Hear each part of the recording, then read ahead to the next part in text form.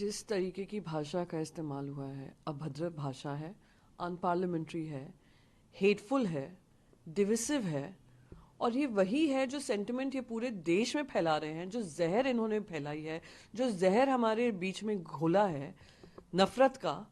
आज वो पार्लियामेंट के नए पार्लियामेंट में गूंज रहा है।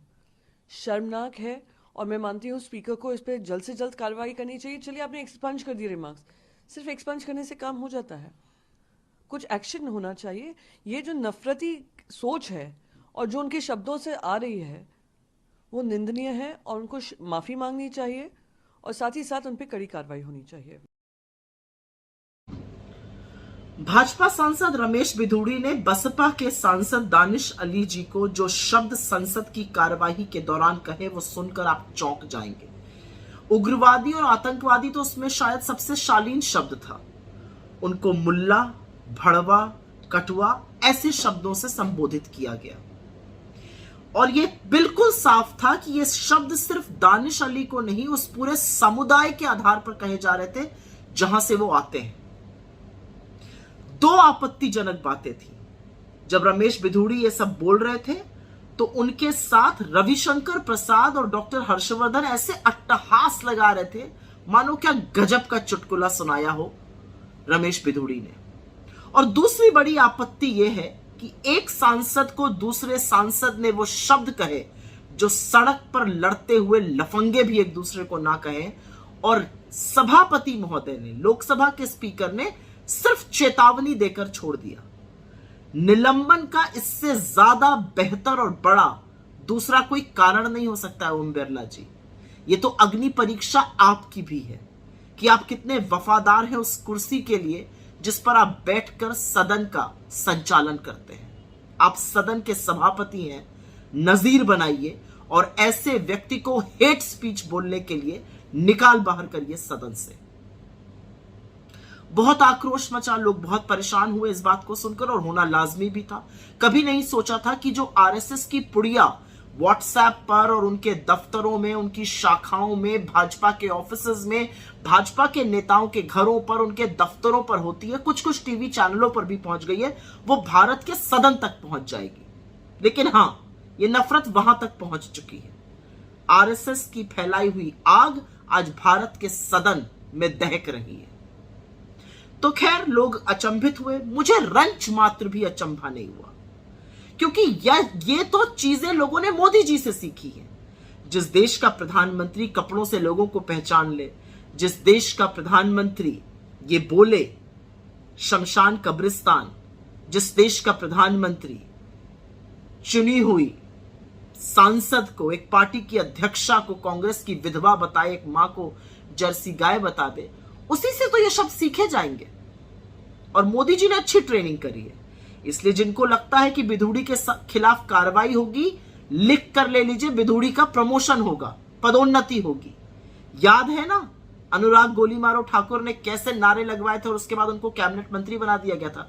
तो रमेश बिधूड़ी को भी समझ में आ गया कि भैया मंत्री बनना है तो इस तरह की गलीच बातें करनी पड़ेंगी, और देखिएगा मोदी जी प्रमोशन जरूर करेंगे। तो आज की उम्मीद किससे लगाई जाए? इतना सब कुछ हो गया, प्रबुद्ध एडिटर एंकर इस देश के, जिनको चरण चुंबक कह दो तो मानो आग लग जाती है उनको, बिल्कुल शांत, एक शब्द नहीं, ना शो होगा, ना डिस्कशन होगा, ना एक ट्वीट आएगा। तो आप लोग जो अपने आप को लोकतंत्र का प्रहरी कहकर बड़े बड़े सवाल पूछने का दावा कर रहे थे, बैन करने पर बड़ा आफत आप लोगों ने मचाई, अरे एक ट्वीट तो करिए। भारत के सदन में एक आदमी ने गंदी गालियों का उपयोग किया है। आप 181 महिलाओं को बिठाना चाहते हैं ना उस सदन में 2039 तक, क्या सुनेंगी वो महिलाएं आकर कि ऐसी गंदी गंदी गालियां बोली जाती हैं सदन में? खैर, दानिश अली का परेशान होना लाजमी था।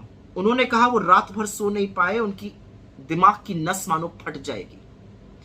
इस नफरत की आग ने हमने अपने एक साथी को खोया है। मुझे याद है राजीव त्यागी जी एक डिबेट करके हटे थे, उनको देशद्रोही तक कहा गया था उस डिबेट में, और उसके बाद उनकी हृदय की गति रुक जाने से मृत्यु हो गई थी। तो दानिश अली की आंखों में जब आंसू देखा तो मन आया कि उनसे कहूं कि आप घबराइए मत, ये देश आपके साथ है। लेकिन उसी में एक रोशनी की उम्मीद जगी, क्योंकि हर बार जब अन्याय होता है तो जिस पर अत्याचार किया जाता है उसके बगल में खड़े भर हो जाना उस अन्याय का प्रतिकार है। और वो काम इस देश में सिर्फ और सिर्फ राहुल गांधी कर सकते हैं। वो यकाएक पहुंच गए दानिश अली के घर, उनको ढांढस बंधाया, गले लगाया और कहा, विश्वास रखिए हम साथ मिलकर लड़ेंगे और साथ मिलकर जीतेंगे। नफरत के बाजार में जिस मोहब्बत की दुकान को खोलने की वो बात करते हैं, ये उसका एक उदाहरण है, ये उसका एक प्रमाण है।